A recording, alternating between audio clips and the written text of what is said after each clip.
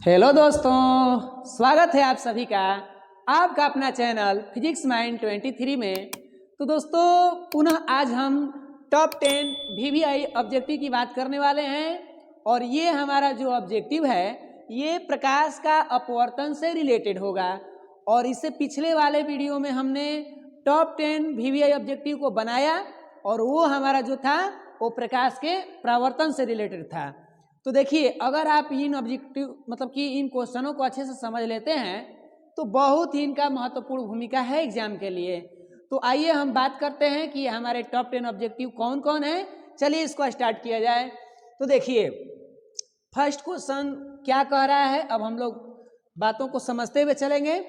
First question कह रहा है कि लेंस की क्षमता का SI मात्रक क्या होता है। देखिए ये एग्जाम में बहुत बार पूछ चुका है और पुनः हम लोग समझ रहे हैं कि हमारे लिए भी एग्जाम में आ जाए तो अच्छा ही रहेगा। कह रहे कि लेंस की क्षमता का SI मात्रक होता है, तो भाई क्या होता है, डायऑप्टर, ल्यूमेन, लक्स, एंगस्ट्रम। तो आप सभी जानते हैं कि इसका क्या होगा आंसर, डायऑप्टर। डायऑप्टर इसको संकेत के रूप में हम लोग D से भी सूचित करते हैं। और लेंस की क्षमता अगर है तो वो क्या है, P। और P बराबर फार्मूला अगर बात करें तो 1/F, यानी लेंस के फोकस दूरी के व्युत्क्रम को लेंस की क्या कहते हैं, क्षमता कहते हैं। और इसका SI मात्रक अगर पूछ दिया तो डायऑप्टर की बात करेंगे ना। चलिए तो हम बात कर रहे हैं कि समझ गए होंगे, आगे की तरफ बढ़ते हैं। तो देखिए नेक्स्ट क्वेश्चन कह रहा है कि निम्न में से कौन सा पदार्थ लेंस बनाने के लिए उपयोग नहीं किया जाता है। आखिरकार मेरे पास ये ऑप्शन दिए गए हैं, क्या क्या ऑप्शन है भाई, देखिए तो लिखा है जल, कांच, प्लास्टिक, मिट्टी। अब इसमें से हम कौन ऐसा पदार्थ है जिसका उपयोग लेंस बनाने के लिए नहीं करेंगे। तो लेंस बनाने के लिए जल, देखिए जहाँ पर ये दुकान होते हैं चश्मा वाला, उस दुकान पे आप जाएंगे तो वहाँ चश्मा बनाने के लिए जल का भी प्रयोग करता है, कांच को काटने के लिए जल का भी प्रयोग करता है। और कांच तो होगा ही होगा, और जहाँ फ्रेम रहता है उसमें प्लास्टिक का भी यूज होता है। तो भाई साहब एक चीज़ हमें लग रहा है, मिट्टी का कहीं यूज नहीं हो रहा है। तो हम कह सकते हैं इस क्वेश्चन के हिसाब से कि हमारा राइट आंसर क्या होगा, तो राइट आंसर D होगा, जो कि मिट्टी है। और मिट्टी का उपयोग लेंस बनाने में नहीं किया जाता है। तो चलिए नेक्स्ट क्वेश्चन की तरफ बढ़ते हैं कि क्या है भाई नेक्स्ट क्वेश्चन। तो नेक्स्ट क्वेश्चन कह रहा है कि प्रकाश के अपवर्तन के कितने नियम हैं। देखिए एग्जाम में प्रकाश के परावर्तन के कितने नियम हैं ये भी पूछता है, और प्रकाश के अपवर्तन के कितने नियम हैं ये दोनों पूछता है। तो कंफ्यूजन में ना रहें, कभी इसको पूछ देगा या कभी परावर्तन को पूछ देगा, और दोनों दो ही नियम है भाई, तो इसमें कंफ्यूजन वाली बात नहीं है। यानी कि यहाँ पर हमारा राइट आंसर क्या होगा, B होगा।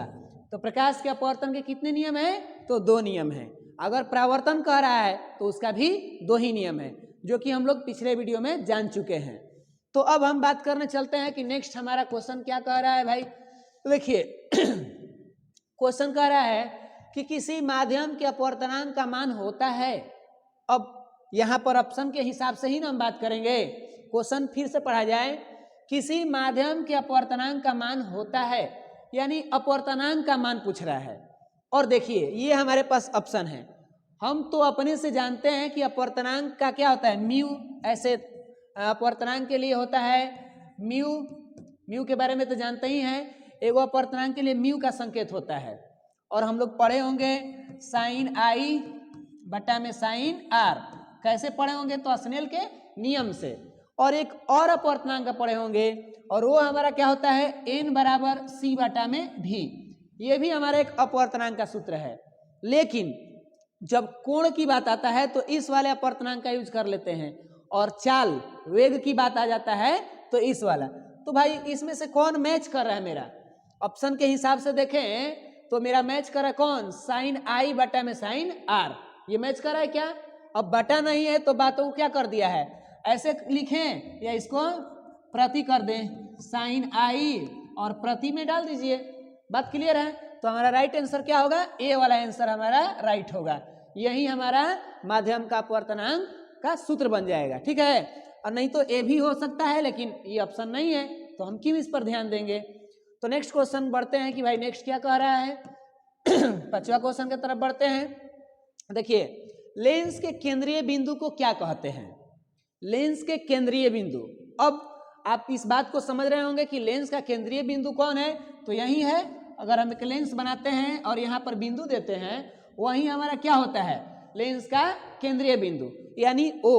यानी कि O का मतलब क्या, प्रकाशीय केंद्र, ऑप्टिकल सेंटर अंग्रेजी में बोलते हैं ना, तो O हमारा प्रकाशीय केंद्र होता है। और लेंस की जितनी भी दूरियां हैं वो यहीं से मापी जाती हैं। कहाँ से मापी जाती हैं, प्रकाशीय केंद्र से ही मापी जाती है। तो बताइए लेंस के केंद्रीय बिंदु को क्या कहते हैं, तो हमारा आंसर होगा प्रकाशिक केंद्र, यानी प्रकाशीय कहें या प्रकाशिक कहें, कोई टेंशन नहीं है, ठीक है। तो ये हमारे बात मतलब कि हम चीजों को समझ गए हैं। अब आगे बढ़ते हैं कि क्या कह रहा है नेक्स्ट क्वेश्चन।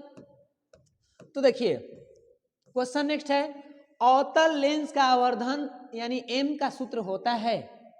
अवतल लेंस यानी लेंस का प्रयोग कर रहा है, किसका प्रयोग कर रहा है, लेंस का। अगर हमसे बात कर दें दर्पण का, तो दर्पण में हम लोग पढ़े होंगे m बराबर माइनस v/u आवर्धन के लिए। और कहीं ना कहीं कहेंगे सर ये क्या है, इसके साथ तो हम लोग और पढ़े थे h' बटा में h पढ़े हैं, ठीक है वो भी सही है, ये भी सही है। ये प्रतिबिंब की ऊंचाई के रूप में है, ये वस्तु दूरी और प्रतिबिंब दूरी के रूप में है, कोई दिक्कत नहीं है। लेकिन लेंस से पूछ रहा है, तो लेंस में जो है ये माइनस वाले चीजें जो है प्लस में प्रयोग की जाती है। क्या में की जाती है, प्लस में। तो हमारे पास क्या है u/v है, u भी है, u प्लस भी है, तो डी हमारा आंसर राइट है, v/u को देखिए माइनस यहाँ लेंस में नहीं होते हैं, हट जाते हैं, तो इसीलिए हमारा राइट आंसर क्या होगा, डी होगा। कितना, v/u। तो हम उम्मीद करें कि ये बातें समझ में आ रही होगी। अब आगे बढ़ते हैं, क्या हो रहा है भाई, क्वेश्चन नेक्स्ट कह रहा है कि लेंस में मुख्य फोकस की संख्या कितनी होती है। अब हम दर्पण जब पढ़े हैं तो दर्पण में एक फोकस होता है, दर्पण में कितने फोकस हैं, एक, और लेंस में कितने फोकस हैं, तो दो फोकस होते हैं। अब कहेंगे सर कैसे दो फोकस होंगे, अगर हम एक लेंस बनाते हैं और इस लेंस के थोड़ा सा इस पर ध्यान दें कि हमारे पास दो रास्ते हैं, इस पर प्रकाश को भेजने के लिए इधर से भी मार्ग है और प्रकाश को भेजने के लिए इधर से भी मार्ग है। जबकि दर्पण में क्या होता है, कोई दर्पण बनाइए, मान लीजिए कि ये मेरे पास दर्पण है, अवतल दर्पण है, तो इसमें प्रकाश भेजने का मार्ग क्या है, एक ही मार्ग है, या तो हम इधर से ही प्रकाश भेजेंगे, उधर से नहीं भेज सकते भाई, क्योंकि उधर पेंट कलई है कि नहीं है। तो जब उधर से नहीं भेजेंगे, हमारे पास एक रास्ता, तो फोकस भी कौगो बन गया, एक ही बनेगा। लेकिन ये लेंस भाई साहब, इनका कोई भाग तो पेंट है नहीं, तो इधर से जाएंगे तो फोकस इधर बनेगा, इधर से जाएंगे तो फोकस इधर बनेगा।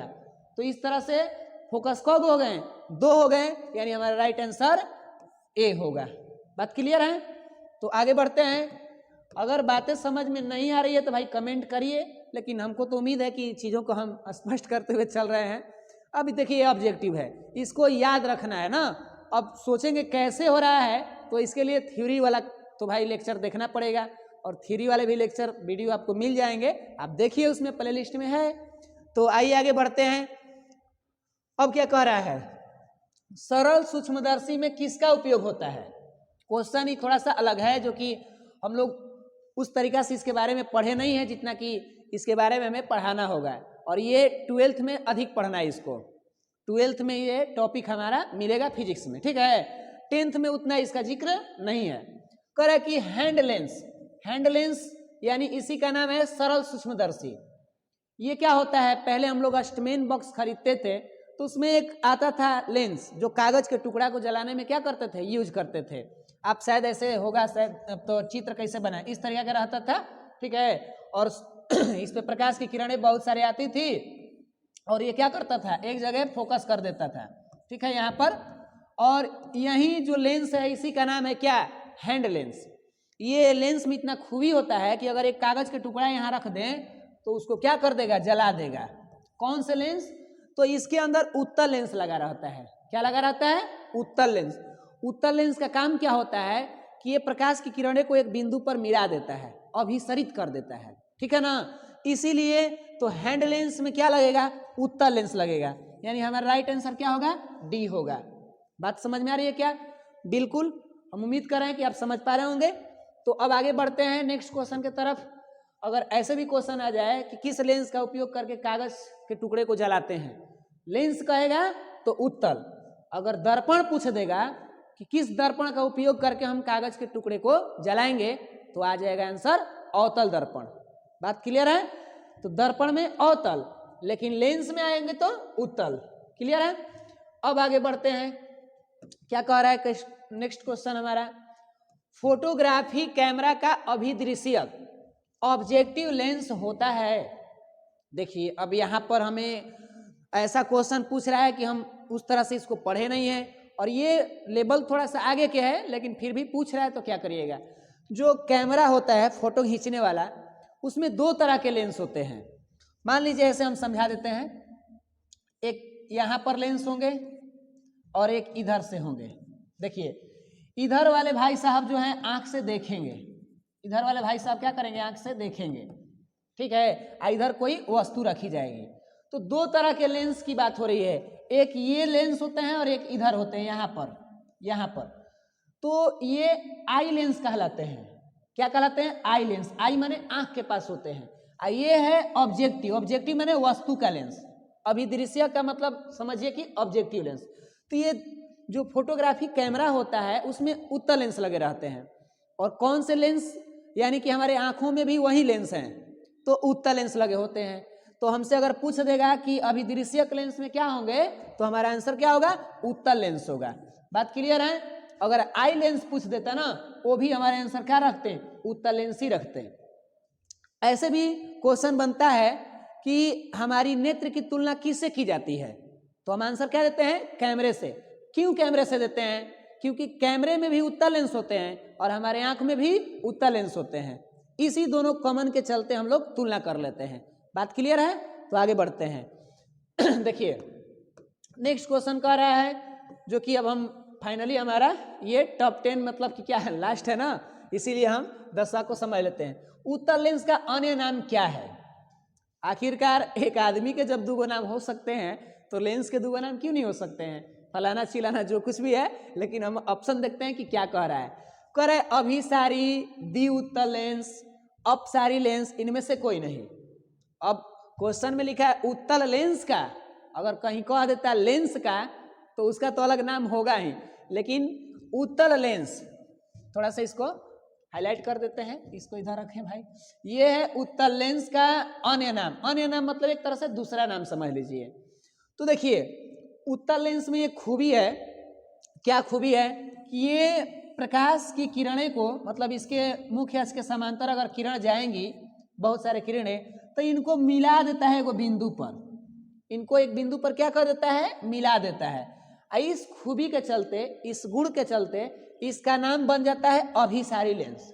क्या बन जाता है? अभिसारी लेंस।